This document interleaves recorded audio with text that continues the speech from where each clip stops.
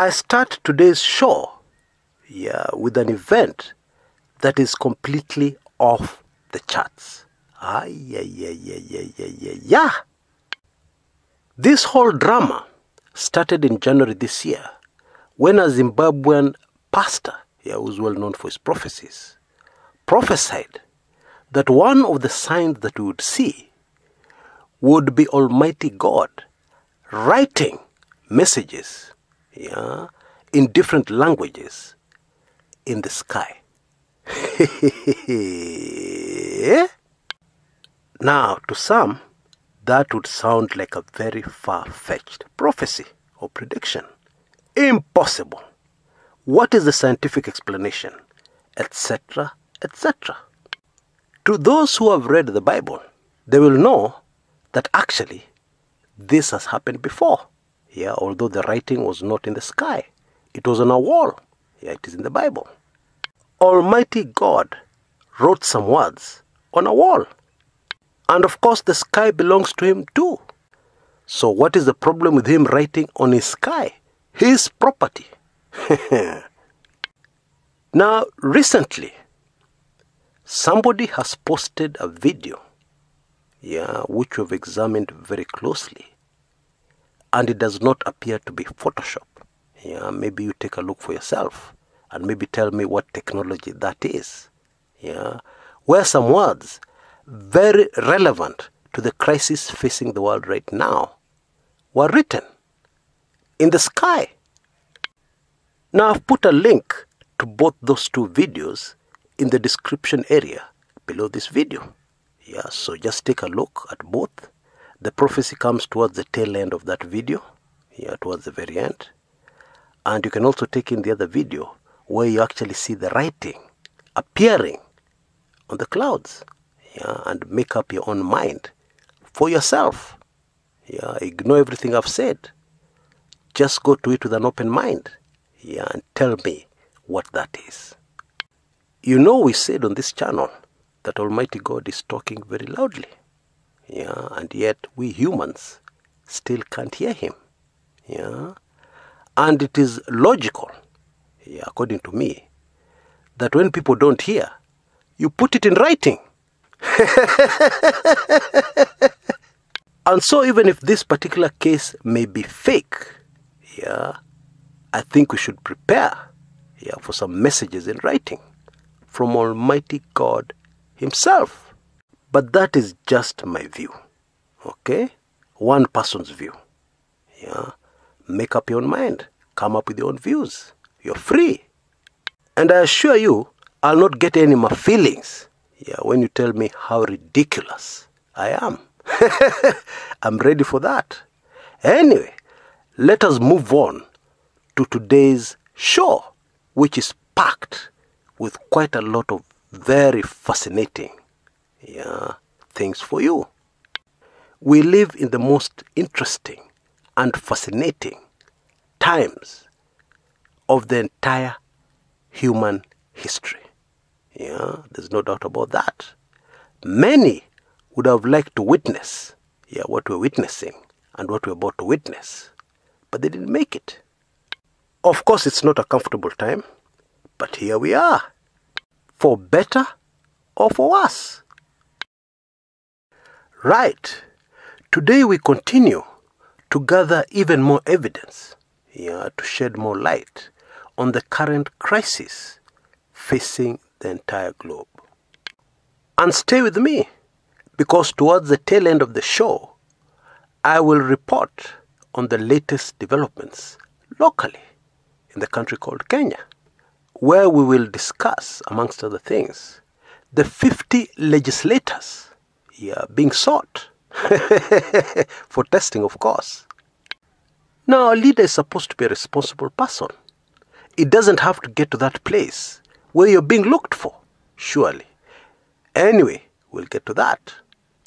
Now, in this mystery we're trying to unravel, there's one name that keeps on popping up time and time again.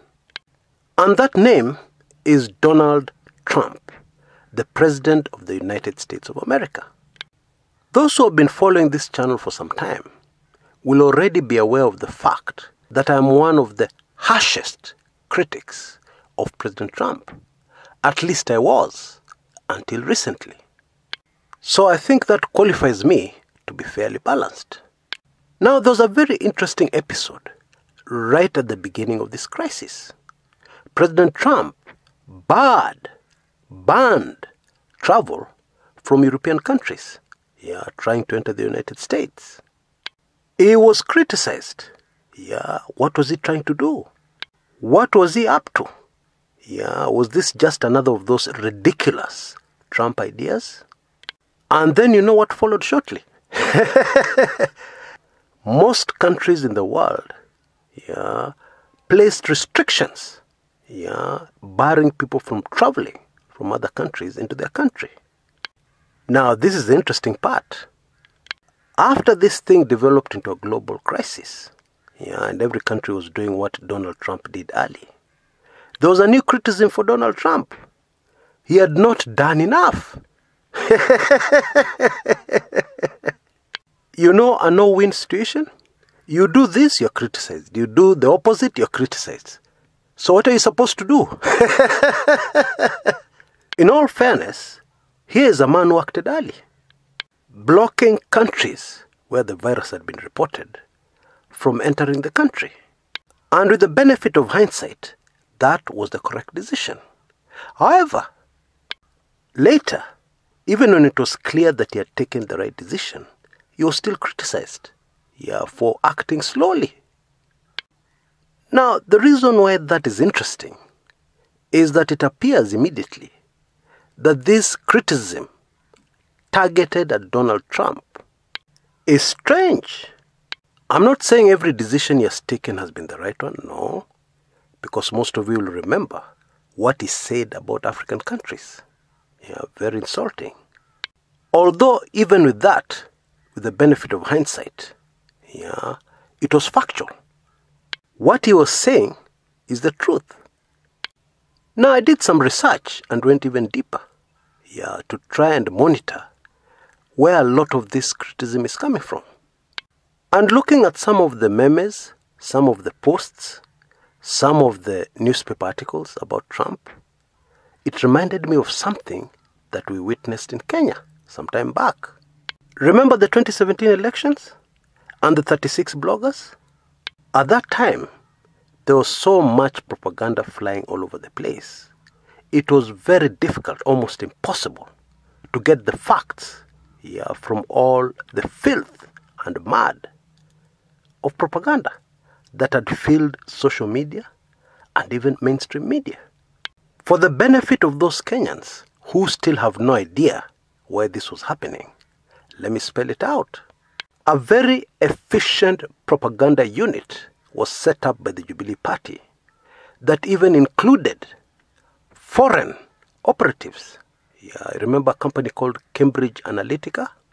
And so the conclusion I came to is that this bashing of Trump must be organized. And by the way these propaganda units work, is that they trigger things, so that even ordinary people join in. The human crowd mentality. Because I also posted stuff of my own, and I was not a paid member of this group that I believe exists. By the way, we are still talking about the current crisis.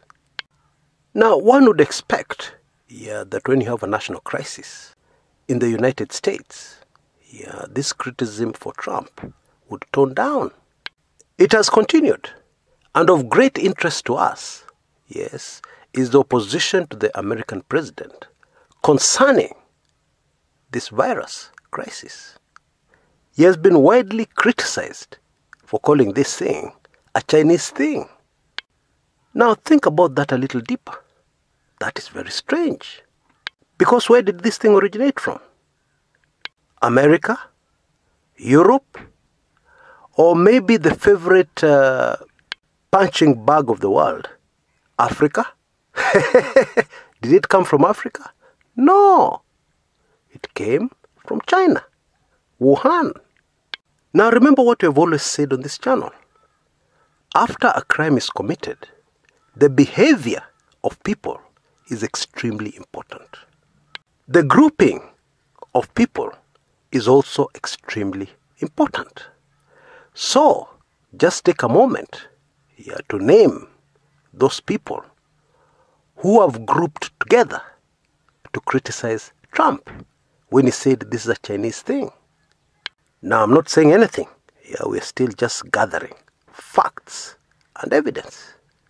As I said in my previous video, we're hoping and we're sure that a pattern will develop, and that pattern will most probably point us in the direction of the truth. Now, before we move away from Donald Trump as a person of interest, in our gathering of facts and evidence, let us quickly go back to the year 2013. On your screens right now, you see a quote from Trump in 2013. He wasn't president yet. He wasn't as informed as he is now, being the president of the United States. Now, looking at that quote, what comes to mind? Well, many people have said, including in comments on this channel, that the crux of the matter in this latest global crisis, actually unprecedented global crisis, is that it's a trade war. Or to put it another way, it's an extension of a trade war that was already going on between China and the United States. It's a war for supremacy. And that quote from Donald Trump in 2013 just sends chills down my spine. More so when we consider what we discussed in the last video about how, for instance, as the United States goes into a lockdown, China is rapidly going into full production. By the time America comes out of this, China will be far ahead.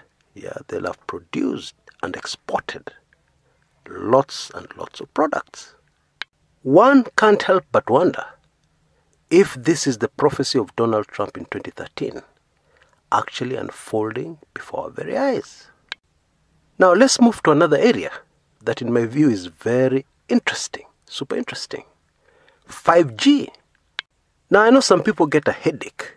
Immediately you start discussing technical things, and 5G is very technical. But don't get worried. Don't worry. I'm not going to discuss anything technical. Instead, I'll explain it in a very simple way that everybody can understand, including most of us who are non-technical.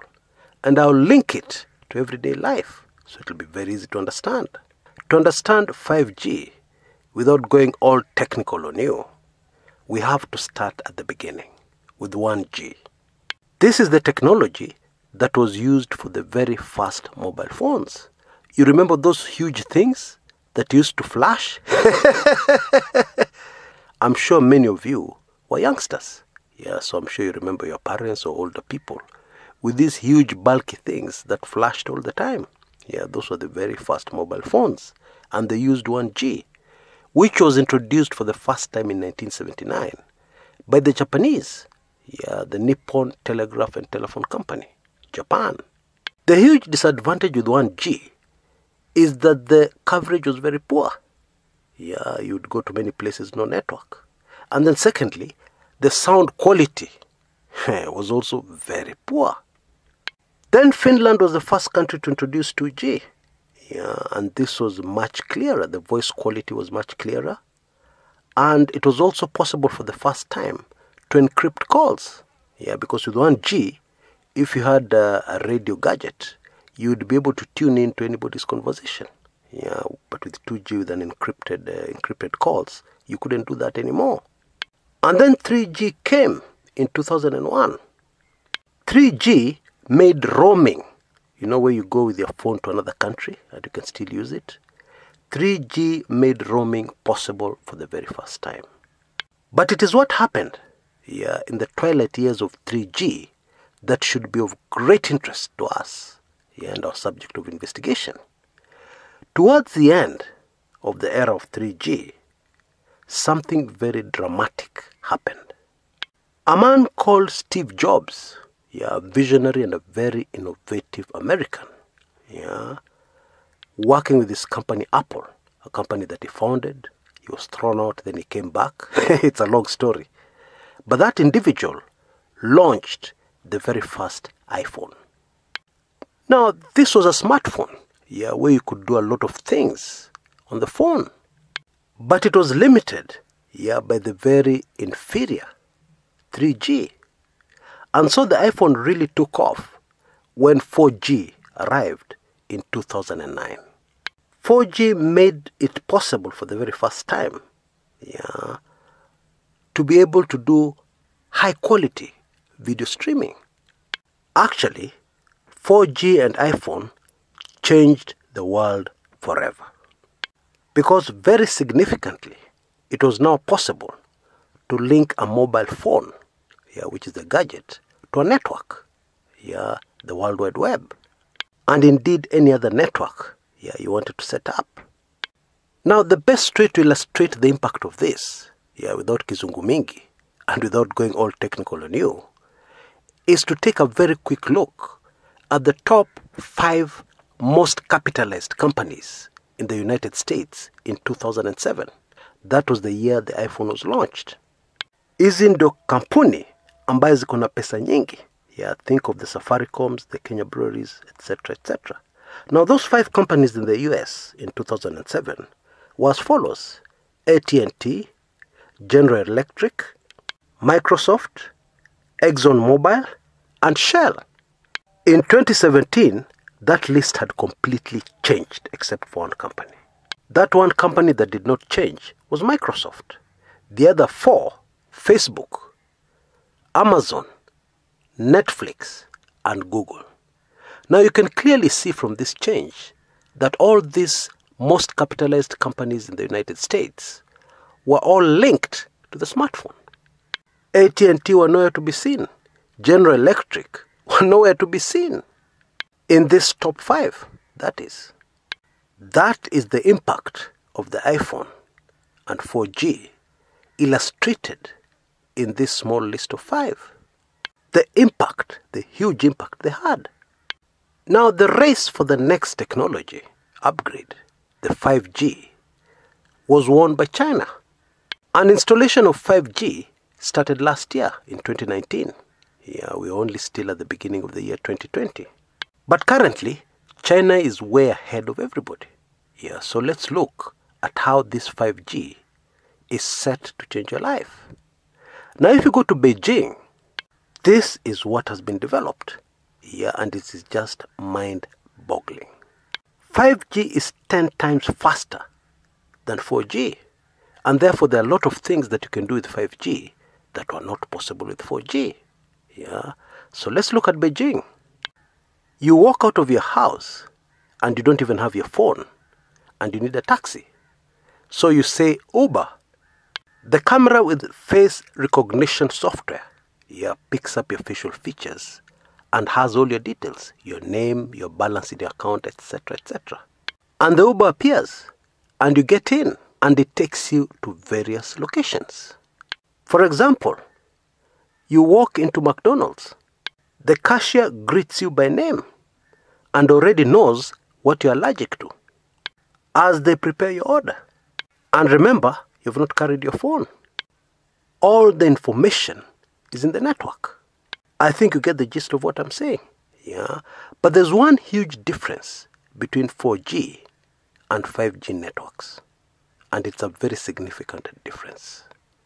With 4G, you can opt out. You can decide not to have a Facebook account, or you can keep everything private. You can encrypt everything on your phone. It's private data, belongs to you. But with 5G, you cannot opt out.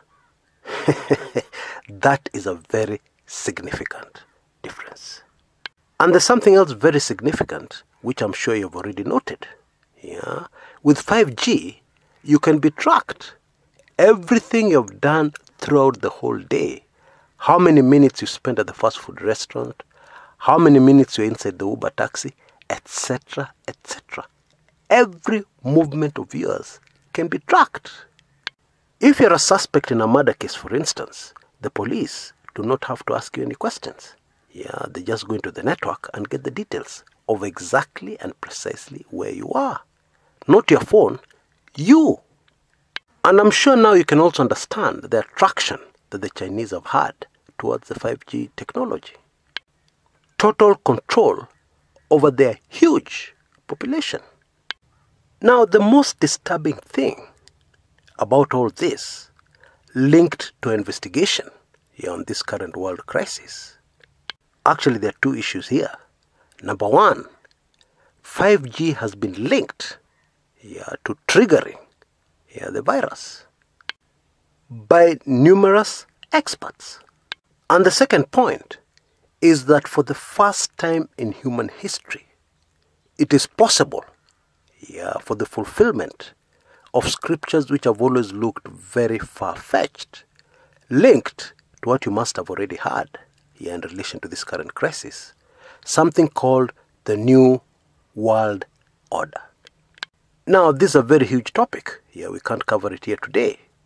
But I'm going to refer you to a specialist who has since passed on, a man called Barry Smith from New Zealand.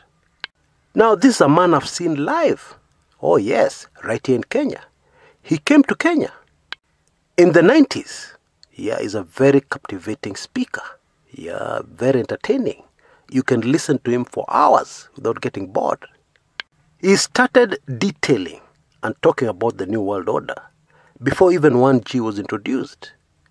Long time ago. I believe it was either in the late 60s or 70s.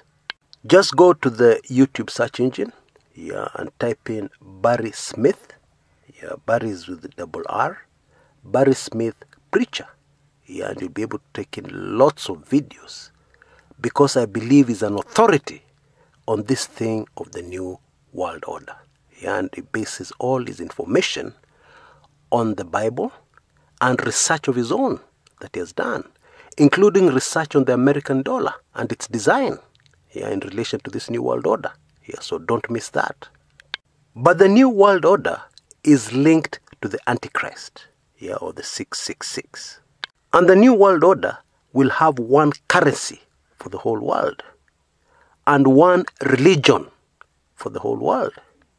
Now, in the current crisis, we have already seen how the use of cash is being discouraged. So we can already see how a digital currency is very close. And with the 5G network installed all over the world, it will be very easy, very efficient. Now, on your screens right now, you can see an initiative which many of you already know about. Launched by the current Pope. For a one world religion. And that's not all. Currently, all over the world, there is hardly anywhere where a church gathers, where people gather together to worship together in the form of a church. They have all been shut down because of the current crisis we're facing. However, even when the crisis is over, you can see how easy it will be for people to say, we have to take precautions so that this thing does not happen again. Now, some of you will already have noticed how careful I am these days to avoid all forms of conspiracy theories. But anybody trying to rubbish what I've just said, or to rubbish the New World Order and everything else I've said, will have a major challenge delinking the major things I've mentioned. 5G network with the current crisis, New World Order, linked to a new world currency, with the current crisis, of having no freedom of religion or worship, and instead having one world religion. It is very difficult to delink all those things. You can't. They all seem to be linked in some way. Remember, we're only collecting facts and evidence and nothing else. But still, don't take my word for it. Do your own research. Right now, most people have a lot of time in their hands. And they have the internet in front of them or on their phones. Just go and do your own research. And set the objective of that research as to prove what I've just said false. You are most welcome to punch as many holes as you can with solid facts on the information that I've just given you. Now on to latest developments in Kenya. The Member of Parliament for Dagoretti South, John Kiarie, was actually arrested yesterday, shortly after that tweet and a post on Facebook. And then he was grilled at the DCI and later released with the understanding that he would recant his controversial remarks and tell Kenyans it was not factual. The Health CS, Mutahi Kagwe, also criticized the Member of Parliament's remarks and said that all he said was false information. And not only that, he also added, which is a fact, that there's no country in the world that has been able to cope with this challenge. And that includes developed Western countries. And so, to criticize Kenya was just ridiculous. Now, I've used that word deliberately because older Kenyans will remember that Honorable John Kiarie was once a prominent member of a group of comedians calling themselves ridiculous. Now, the National Assembly has submitted to the Ministry of Health a list of members of Parliament and parliamentary staff. The list is of 50 names who need to be tested or who it wants to be tested for the COVID-19 virus. These 50 interacted with Rabai legislator, Honorable Kamoti Mwamkale, who was recently tested positive. It is believed that Mwamkale contracted the disease after coming into contact with the Kilifi Deputy Governor, Gideon Saburi. Now, of course, Kenyans would not be surprised here because they know that their members of parliament are not really the responsible kind. Because any leader has to be responsible. And those 50 would have gone directly for testing without the need for a list to be made to summon them. Surely, they need to lead by example. And then finally, the pressure for a lockdown in Kenya continues in earnest.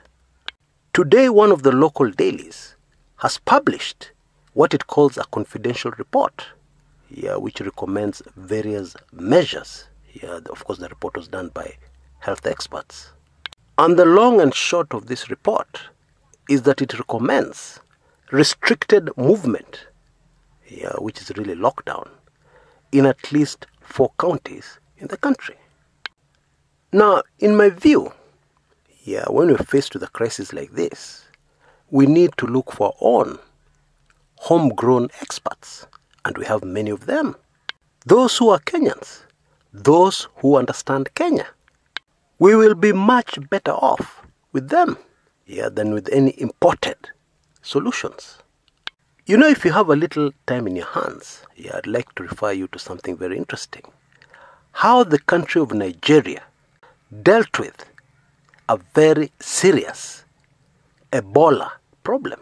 So Ebola, very deadly virus. Somebody was taking care of patients with the dreaded disease in Liberia flew back into the country when they were already sick. And they interacted with somebody who crisscrossed the country. So the total number of people who came into contact with these two were over 800. And there was no lockdown. The Nigerians came up with a homegrown solution. And they dealt with that very deadly problem. So that the World Health Organization, who initially harshly criticized the Nigerians, later praised them for a job well done. I'll put a link in the description area to articles that describe that amazing feat right here in Africa. Please stay strong. We shall overcome. Until next time, this is Chris Kumekucha.